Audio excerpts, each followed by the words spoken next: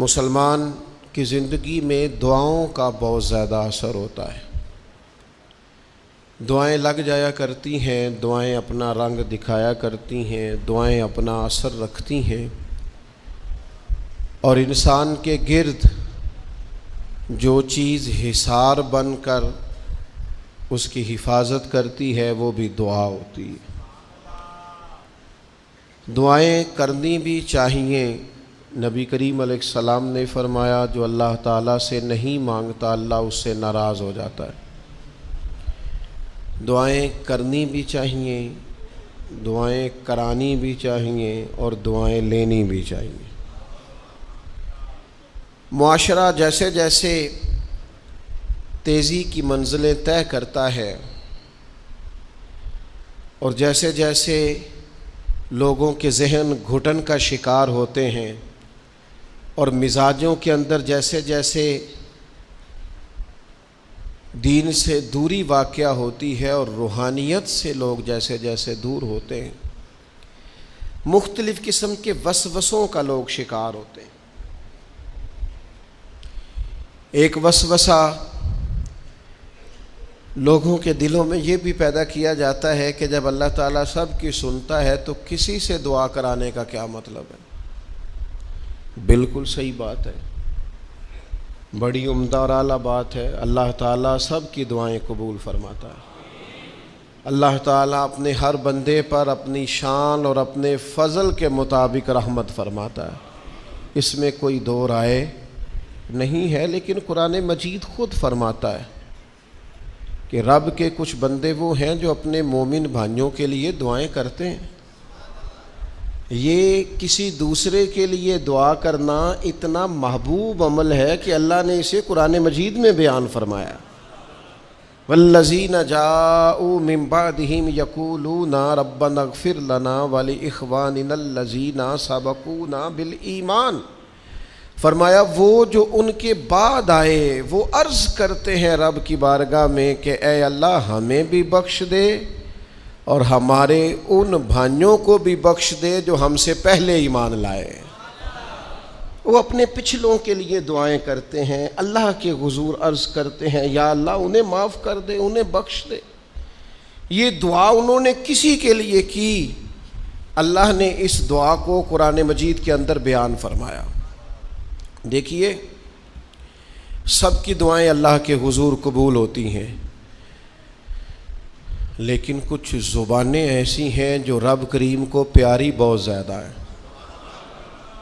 حدیث صحیح میں موجود ہے، نبی پاک علیہ السلام نے فرمایا، رب فرماتا ہے جب بندہ کثرت نوافل کے ذریعے میرے قریب ہو جاتا ہے تو وہ پھر اتنا قریب ہو جاتا ہے، اتنا قریب ہو جاتا ہے کہ میں اس کی زبان بن جاتا ہوں، جب بھی وہ سوال کرتا ہے میں اپنے فضل سے اسے عطا کرتا ہوں۔ بخاری مسلم دونوں میں موجود ہے۔ اب ایسی زبانیں جن کو اللہ تبارک و تعالیٰ کی بارگاہ سے یہ اذن مل گیا، کثرت عبادت، کثرت نوافل، زہد، ورع، تقوی، کہ اللہ کے حضور جب وہ عرض گزار ہوتے ہیں تو مالک ان کی دعائیں قبول فرماتا ہے۔ تو اب اگر کسی کو کسی ایسی زبان کی خبر آئی اور اس نے جا کے اس سے دعا کرائی اور اللہ نے اپنے فضل سے اس بندے پر رحمت کر دی اور دعا قبول ہو گئی، تو بتائیے حرج والی بات کیا ہے؟ اب اس پر بھی وسوسہ ہے کہ اللہ صاحب کی سنتا ہے، آپ نے فلاں کو دعا کے لیے کیوں کہا؟ اس پر بھی وسوسہ ہے۔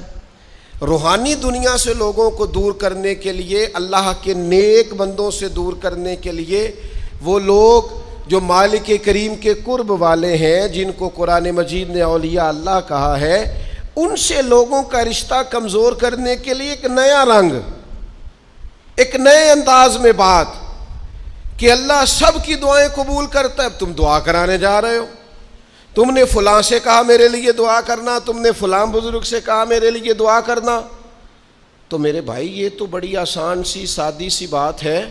اچھا یہ بھی ضروری نہیں کہ جو دعا کرا رہا ہے وہ کوئی کمزور ہی ہو، وہ گناہگار ہی ہو اور وہ کسی نیکوکار سے ہی کہے کہ میرے لیے دعا کرنا تو تبھی بات بنے گی۔ بعض نیک بھی کہہ دیتے ہیں اور اس سے کہہ دیتے ہیں جو درجے میں ان سے کم ہوتا ہے کیا حضرت امام جعفر الصادق رضی اللہ تعالیٰ عنہ نے کہا نہیں حضرت داؤد طائی سے کہ میرے لیے دعا کرنا؟ کیا کہا نہیں بعض اساتذہ نے شاگردوں سے کہ دعا کرنا؟ کیا کہا نہیں کہ بعض مشائخ نے مریدوں سے کہ میرے لیے دعا کرنا بھائی؟ کیا بیٹا اپنے باپ کے لیے دعا نہیں کرتا؟ کیا بیٹیاں بیٹے ماں باپ کے لیے دعا؟ او سنو نا یار، اس سے بڑی میں آپ کو بات کیا سناؤں؟ بخاری مسلم میں موجود ہے، حضرت عمر فاروق رضی اللہ تعالیٰ عنہ عمرہ کرنے جا رہے تھے. اللہ کے پیارے رسول، رسول رحمت، محبوب رب اکبر صلی اللہ تعالیٰ علیہ وسلم نے فرمایا عمر میرے بھائی ہمیں بھی دعاؤں میں یاد کرنا. اب بتاؤ اس سے بڑی مثال کہاں سے لائیں؟ حضرت عمر سے نبی کریم علیہ الصلوۃ والسلام نے کہا عمر میرے بھائی ہمیں بھی اپنی دعاؤں میں یاد رکھنا. تو اگر حضور جناب عمر سے کہہ سکتے ہیں دعا کرنا، مجھے بتاؤ حضور کو ضرورت ہے جناب عمر کی دعا کی؟ یہ کس لیے کہا؟ یہ اس لیے کہا کہ ہمیں سمجھ میں آ جائے کہ کچھ لوگوں سے دعا کرا لینی چاہیے، کچھ لوگوں سے دعا کرا لینی چاہیے. بس اس سے زیادہ جملہ نہیں کہوں گا، کچھ لوگوں سے اپنے حق میں کچھ کہلوا لینا چاہیے، کوئی گواہی اپنے حق میں کرا لینی چاہیے. فائدہ ہوتا ہے، اس کا نفع ہوتا ہے، اس میں بڑے راز مضمر ہوتے ہیں، اس میں بڑے عقدے کھل جایا کرتے ہیں، اس میں بڑی آسانیاں ہو جاتی ہیں. میرے عزیز نبی پاک صلی اللہ تعالی علیہ وسلم نے فرمایا جناب عمر سے میرے لیے. حضور فرماتے ہیں اللہ کے کچھ بندے ہیں اگر وہ قسم کھا کے کہے نا یا اللہ ایسا کر دے، یہ بخاری مسلم دونوں میں موجود ہے، وہ قسم کھا کے کہے نا لو اقسم علی اللہ لا ابرہ، وہ اگر قسم کھائیں تو رب ان کی قسم بھی پوری فرما دیا کرتا ہے. اور میرے بھائی محبت کے لیے دل ڈھونڈ کوئی ٹوٹنے والا، کوئی جگہ ایسی تلاش کر جہاں سے دعا مل جائے، جہاں سے کرم ہو جائے، جہاں سے عطا ہو جائے، جہاں سے اللہ کا فضل ہو جائے.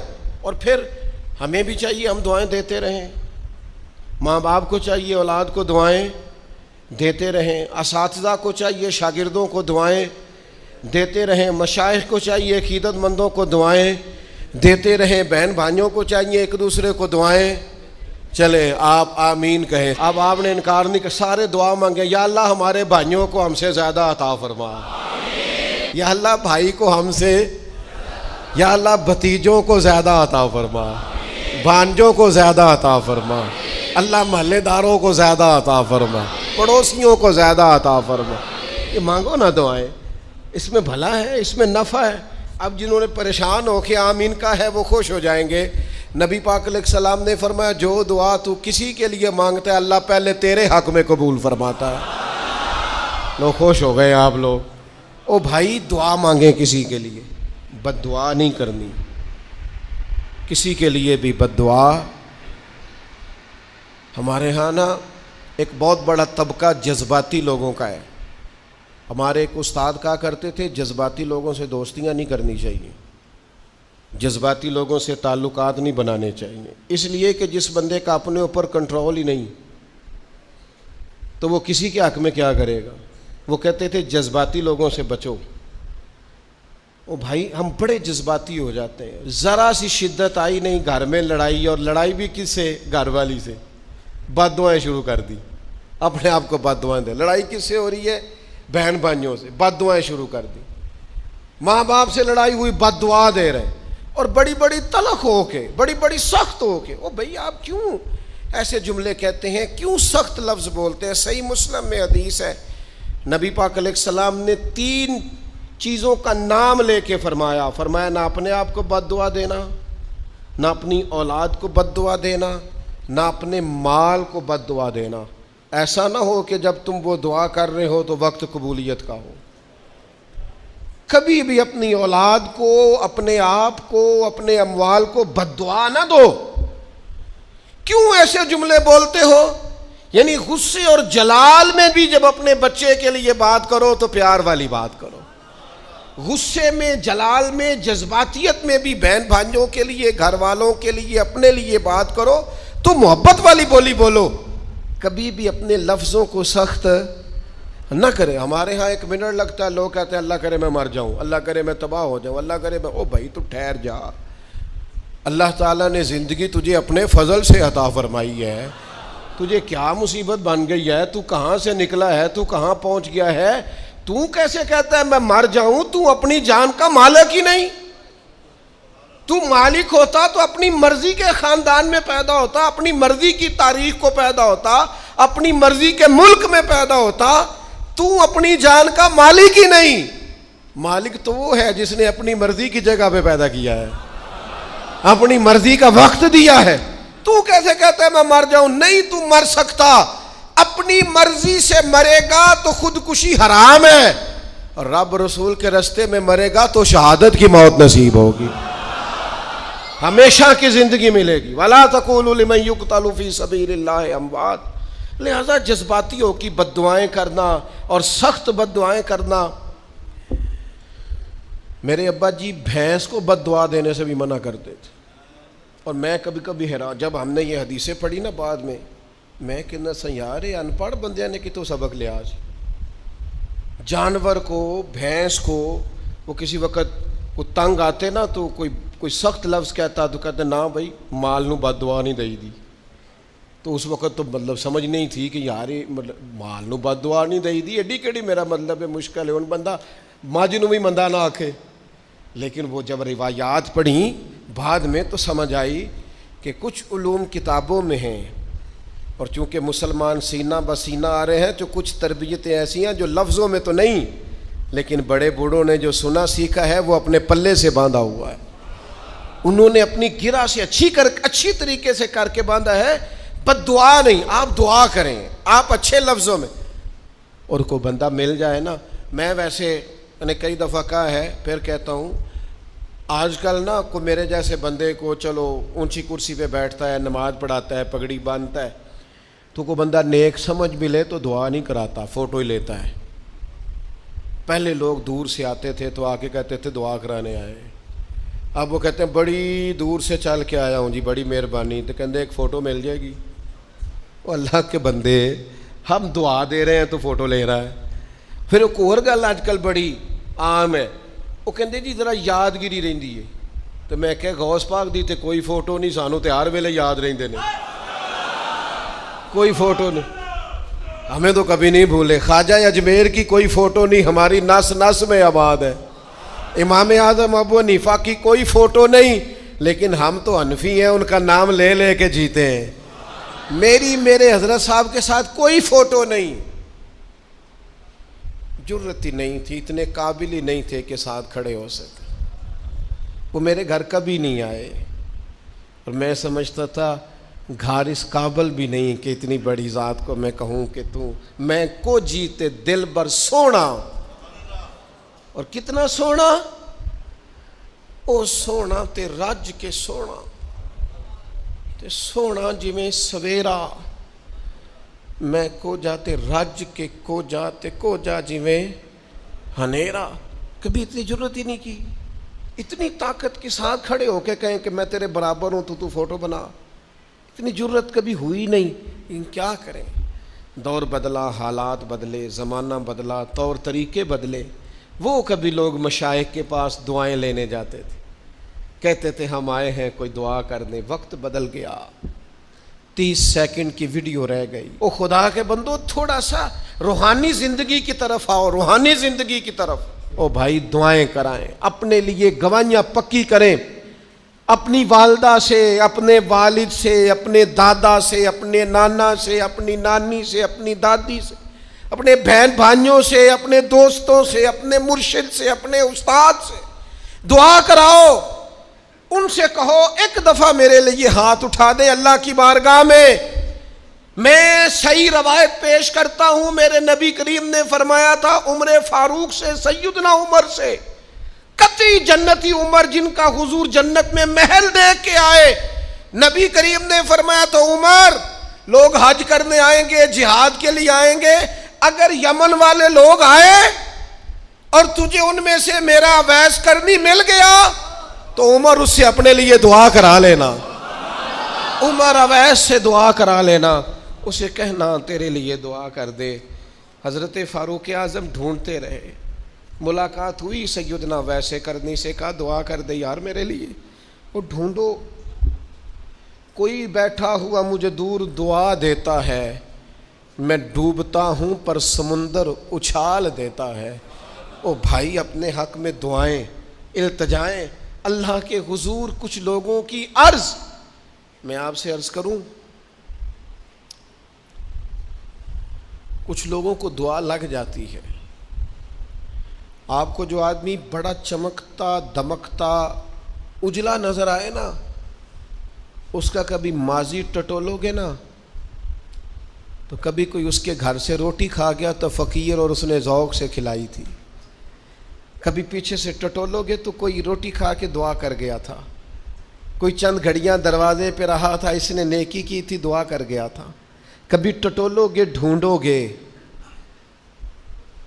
تو بیمار ماں نے کسی کو دعا دی تھی کہ پتر اللہ تیرے اوپر فضل کرے، کسی کے بوڑھے باپ بیمار نے دعا دی تھی اللہ تجھے کسی کا محتاج نہ کرے، کسی نے دعا دی تھی۔ وہ دعا ہے جو اس کے دائیں بائیں آگے پیچھے چلتی ہے۔ حضرت مولا علی شیر خدا رضی اللہ تعالیٰ عنہ گرمیوں میں بھی موٹے کپڑے پہن کے پھرتے تھے۔ لوگوں نے کہا حضور سخت گرمی اور پھر آپ تو بڑے دلیر آدمی، جوان اور گرمیوں میں بھی موٹے کپڑے۔ فرمانے لگے نبی کریم نے دعا دی تھی کہ اللہ علی کو موسم کی شدت سے بچا کے رکھنا، موسم کوئی بھی ہو علی پہ اثر ہی نہیں کرتا، شیر خدا پہ اثر ہی نہیں ہوتا، موٹے پہن لوں پتلے پہن لوں، اللہ میرے جسم کو موسم کی شدت سے محفوظ رکھتا ہے۔ اپنے لیے دعائیں سمیٹ، چکروں میں نہ پڑھیں، وہ جی سب کی اللہ سنتا ہے، کس نے کہا نہیں سنتا؟ لیکن کچھ ایسے ہیں جو ہاتھ اٹھا دینا تو رب کریم قبولیت سے فرماتے ہیں دیر نہ کرنا، ذرا جلدی جانا، قبولیت سے اللہ کہتا ہے۔ کچھ ایسے ہیں جو ہاتھ اٹھا دینا ہاتھ تو اللہ تعالیٰ مرحوم خورشید گیلانی سے اللہ تعالیٰ ان پر فضل کرے۔ کچھ تھوڑا ربط رہا، انہوں نے نا ایک جملہ اپنی والدہ کے لیے کہا تھا، کہنے لگے میری اماں ان پڑھ تھی، اپلے تھاپتی تھی اور ان کا آنچل دوپٹہ بھی کئی دفعہ میلا رہتا تھا، پر مرحوم گیلانی صاحب کہتے ہیں میری ماں کبھی میلا دوپٹہ بھی سامنے کر کے اللہ سے میرے لیے رحمت مانگتی تھی تو مجھے لگتا تھا مالک نے فضل فرما دیا۔ بھائی اپنے لیے رحمت اپنی والدہ سے، والد سے، بوڑھوں سے، بزرگوں سے دعائیں لیں۔ کچھ دعائیں ایسی ہوتی ہیں جو کرم کر دیتی ہیں، جو آسانی۔ اور ایک دوسرا پہلو بھی ہے، کبھی کسی بندے کو اتنا تنگ نہ کرنا کہ وہ اتنی تکلیف میں آئے کہ وہ خود تو کچھ نہیں کر سکتا، ماڑا ہے، لیکن پھر وہ رات کو اپنے رب کی بارگاہ میں بیٹھ کے کہے کہ تو حاکم و عادل ہے مگر تیرے جہاں میں ہے تلخ بہت بندہ مزدور کے اوقات۔ پھر ایسا نہ ہو غریب ہے، ماڑا ہے، خود تو کچھ نہیں کر سکا، پھر اللہ کی بارگاہ میں تیری شکایت کرے، ایسا نہ کرنا۔ میرے نبی پاک علیہ السلام کے درویش صحابی تھے حضرت سعید بن زید رضی اللہ تعالیٰ عنہ، فقیر فاقہ مست، حضرت عمر رضی اللہ تعالیٰ عنہ کے قریبیوں میں سے تھے۔ ایک عورت نے الزام لگا دیا زمین کے قبضے کا۔ میں کیسے آپ سے کہوں کہ جب لوگ کسی ایسے شخص پر جس نے زندگی ساری دیانتداری سے گزاری ہو، لوگ الزام لگاتے ہیں نا تو یہ بھی نہیں سوچتے ہم بات کس کے بارے میں کر رہے ہیں، کھلی ہوئی زبان ہوتی ہے جو مرضی کہہ دیتے ہیں۔ حضرت سعید ابن زید پر الزام لگا دیا، اتنا بڑا آدمی محبوب کا صحابی اور عورت نے الزام لگا دیا۔ اور جب اللہ والے بد دعا دیتے نہیں، لیکن جب کوئی تکلیف اتنی دے کلیجہ پھٹ جائے پھر بندہ کیا کرے؟ وہی بات کہ اب وہ کچھ کہہ نہیں سکتے تھے، ایک عورت پر کس طرح کوئی بات ہو سکتی تھی؟ دونوں ہاتھ اللہ کی بارگاہ میں اٹھائے، یہ صحیح حدیث میں موجود ہے۔ دونوں ہاتھ اللہ کے حضور اٹھا کے عرض کرنے لگے مالک اگر یہ عورت جھوٹی ہے نا تو پھر اسے اندھا کر دے اور اس کی قبر اس کے گھر میں بنا دے۔ صحابہ فرماتے ہیں کہ حضرت سعید ابن زید کا تو وصال ہو گیا، زمانہ گزر گیا، لیکن ہم نے پھر اس بی بی کو اندھا ہوتے دیکھا ہے، پھر اس کے گھر میں کنواں تھا اور ہم نے اسے اپنے ہی گھر کے کنویں میں گر کے مرتے ہوئے بھی دیکھا ہے۔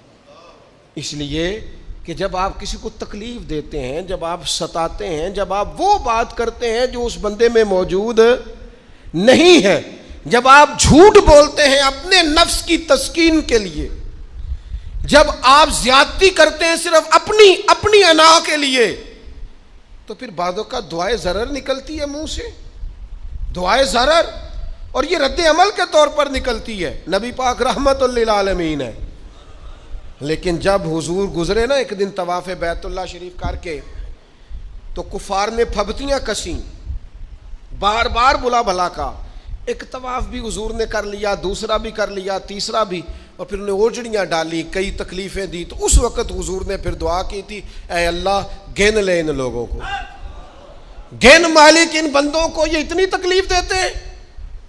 حضرت صدیق اکبر فرماتے ہیں وہ جن کے لیے محبوب نے اس دن دعا کی تھی وہ چن چن کے بدر میں قتل ہوئے، سارے گن گن کے وہ لوگ قتل ہوئے۔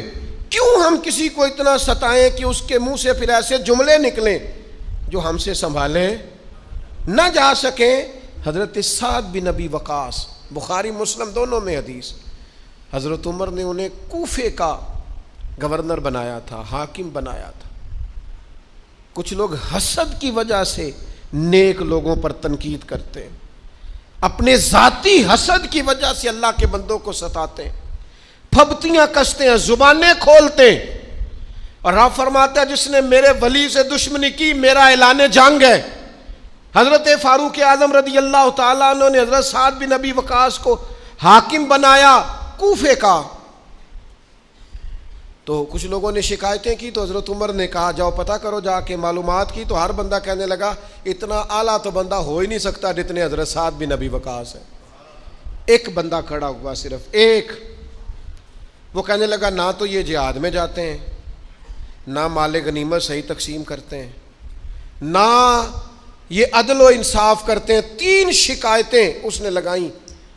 حضرت سعد بن ابی وقاص چونکہ زندگی ساری محنت کی تھی، جہاد کیا تھا، ساری زندگی انصاف میں گزاری تھی، دل ٹوٹ گیا، اللہ کی بارگاہ میں عرض کرنے لگے مالک اگر یہ ریاکاری کے لیے کہہ رہا ہے نا، یہ باتیں جھوٹ بول رہا ہے، تو پھر اس نے 3 الزام لگائے ہیں، تو میں 3 دعائیں کرتا ہوں، اس بندے کی عمر لمبی کر دے، اس کا فاقہ بڑھا دے، اور اسے فتنوں میں مبتلا کرنا میرے مالک۔ یہ دعا نکلی حضرت سعد بن ابی وقاص کی زبان سے۔ صحابہ اور تابعین فرماتے ہیں وہ بندہ اتنا بوڑھا ہو گیا، حضرت سعد بن ابی وقاص تو وصال کر گئے، بڑی شان سے دنیا سے گئے، لیکن وہ اتنا بوڑھا ہو گیا کہ اس کی بھویں جھک گئی تھیں، اور فاقے کا یہ عالم تھا کہ فاقہ ختم ہی نہیں ہوتا تھا، اور فتنوں کا یہ حال تھا کہ بڑھاپے میں بھی معاذ اللہ چوکوں میں کھڑی عورتوں کو چھیڑ دیتا تھا، اور لوگ جوتے مارتے، تکلیف دیتے، باز کیوں نہیں آتا، تجھے شرم کیوں نہیں آتی؟ تو کہتا تھا لوگوں میں کیا کروں، مجھے حضرت سعد بن ابی وقاص کی بد دعا لگ گئی، میں نے ان کو ستایا، دل توڑا، اذیت دی، کیوں ہم اس طرح کے لفظ کہیں؟ میں جانتا ہوں اس بوڑھی عورت کو جس کی بیٹی کو کسی نے بڑا ہی ستایا تھا سسرال والوں نے، اور خامد اس کا موجود نہیں تھا، تو وہ اپنے وہاں سے نکلتے ہوئے نا واپس گھر سے، تو وہ دروازے پہ کھڑی ہو کے کہہ رہی تھی حضرت صاحب میں گزر رہا تھا، حضرت صاحب گل سننا، بچیوں کا باپ کوئی نہیں، ایک بھائیا بیچارہ کدھر کدھر جائے، ہر چوتھے دن میں یہاں آ کے منتیں کر کے دوپٹے پھینک کے بچی چھوڑ کے جاتی ہوں، آج میں نے اپنا مقدمہ رب کی بارگاہ میں پیش کر دیا، آپ گواہ رہے نا، میرا جرم صرف ہے کہ میں بیٹیاں دی ماں ہوں، گواہ رہے نا آپ، میں نے مقدمہ اللہ کے حضور درج کرا دیا ہے، بیٹی کو حوصلہ دے کے جاتی ہوں، خود نہیں سوتی میں ساری رات، مجھے پتہ ہے میری بیٹی کے ساتھ زیادتی ہو رہی ہے، اور ان کو بھی پتہ ہے لے جا کوئی نہیں سکتے، بندے ماڑے ہیں، تو یہ روز ظلم کرتے ہیں، اب میں نے وہ مقدمہ درج کرا، آپ گواہ رہنا، میں نے بڑا منایا اس اماں کو، میں نے کہا میں اتنے سخت جملے نہ کہنے لگی کلیجہ اندر سے پھٹ گیا، چھلنی ہے۔ ایک شخص کے کمرے میں جاتی تھی معافی مانگنے، چلو بچی سے غلطی ہو گئی تو اٹھ کے دوسرے کمرے میں چلا جاتا تھا، میں دوسرے میں جاتی تھی کیونکہ میں بیٹی والی ہوں۔ اب میں نے مقدمہ درج کرا دیا ہے، اب میرا رب جانے بہتر انصاف، میں بڑا اللہ کا گناہگار بندہ ہوں۔ میں نے پھر واقعی وہاں انصاف ہوتے دیکھا، میں نے وہ رنگ بدلتے اور حالات تبدیل ہوتے دیکھے۔ یہ یاد رکھنا زندگی خود بھی گناہوں کی سزا دیتی ہے، یہاں بھی زندگی خود بھی گناہوں کی سزا دیتی۔ یاد رکھنا، ذرا احتیاط سے منہ کھولنا کسی کے بارے میں، اللہ کے بندوں کے بارے میں اپنی زبانیں ذرا احتیاط سے کھولنا، ذرا خیال کرنا، کسی غریب کے بارے میں جملے سوچ کر بولنا، کسی کمزور کا مذاق اڑانا تو معاذ اللہ ذرا ہوش کرنا، اللہ سے ڈر کے بات کرنا، اس لیے کہ بڑی جلدی انصاف کا وقت آنے والا ہے، بڑی جلدی حالات بدلنے والے ہیں۔ تلک الایام نداولھا بین الناس، اللہ لوگوں کے درمیان دن بدل دیا کرتا ہے، پھر لوگوں کو جگہ نہیں ملتی چھپنے کی، روک چھپانے کی۔ دو ہی باتیں آج آپ کے سامنے رکھی ہیں، ایک تو نیکوں سے دعا لے لو، اللہ والوں سے دعا لے لو، ماں باپ سے دعا لے لو، بزرگوں سے دعائیں، اور دوسرا بد دعاؤں سے بچ جاؤ، دعائے ضرر سے بچ جاؤ۔ کسی کو اتنا نہ ستاؤ کہ وہ بیچارہ خود کچھ نہ کر سکے اور اللہ کے حضور تمہاری شکایت کرے، بچو۔ وہ میں نے بہت پرانا ایک جملہ کہا تھا، پھر کہتا ہوں، غریبوں کی بد دعائیں دن میں نہیں ستاتی، غریبوں کی بد دعائیں رات کو ستاتی ہیں۔ جب اے سی پورا لگا ہو، گھر پورا بہترین بنا ہو اور نیند نہ آئے، اور اپنے ہی گھر سے خوف آئے، اور اپنے ہی مقام سے بندہ بے چین ہو کے اٹھے، اور کبھی چھت پہ اور کبھی نیچے، اور پتہ نہیں مجھے کیا ہے اور پتہ نہیں مجھے کیا ہے، تو پھر وہ استغفار کرے، پھر وہ جس کو ستایا اس سے معافی مانگے، پھر جس کا دل توڑا ہے اس سے جا کے اللہ کی رضا کے لیے معافی مانگ کے آئے۔ اس لیے کہ کچھ سکون ایسے ہیں جو صرف معافیوں سے ملتے ہیں، وہ صرف کسی کو راضی کرنے سے حاصل ہوتے ہیں۔